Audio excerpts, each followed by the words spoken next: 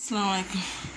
তাড়াহুড়া করে এসে মাছ ভিজিয়ে যে মাছ একটু ভুনা করলাম, তারপর রাত 10টা বেজে গেছে। তারপর এমন গরম আজকে, এসি রুমে তো এসি, ওদের ওই রুমগুলোতে ছাড়া রান্না করে অনেক গরম লাগতেছে আজকে।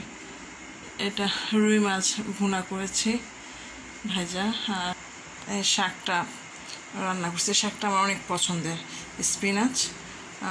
এভাবে একটু বেশি পেঁয়াজ মরিচ দিয়ে রান্না করলে না খুব ভালো লাগে, টেস্ট লাগে। আর বাচ্চারা এখন এত পাকা হয়ে গেছে না, পাকা পাকা কথা বলে। আমার মেয়েকে বলতেছি যে স্প্যাগেটি খাবা, আমি দৌড়ে ওর লিভিং রুমে গিয়ে বলতেছি যদি ঘুমায় যায়, কারণ আমি অনেক টায়ার্ড, ঘাম শরীর দিয়ে মাথা দিয়ে সমানে পড়তেছে।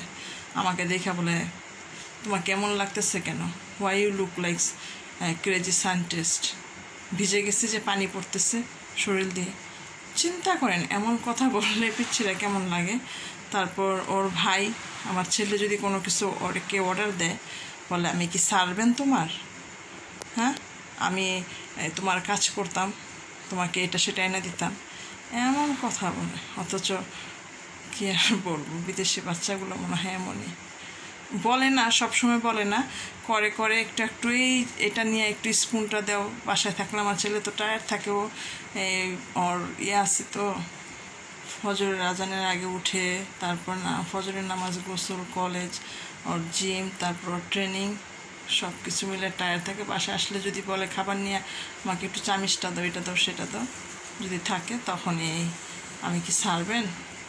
আর আমাকে বলে যে ওকে কেন আগে আমার বেলিতে আসে নাই, বা দুইজন একসাথে কেন বেলিতে আমি নিয়ে আসিনি আল্লাহর কাছ থেকে, তাহলে তো ও বড় থাকতো, ওকে আর কেউ অর্ডার দিতে পারতো না। পিচ্ছি বাচ্চাদের এখন এত পাকা কথা বলে। ইভেন স্কুলে গেলে অনেক কিছু টিচার একটু ওর সাথে ফান করে।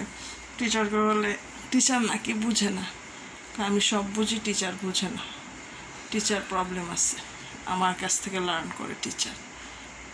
হাসবো না কাঁদবো কিছু বলতে পারি না। এই আর কি অবস্থা। সবাই ভালো থাকুন, সুস্থ থাকুন। আসসালামু আলাইকুম।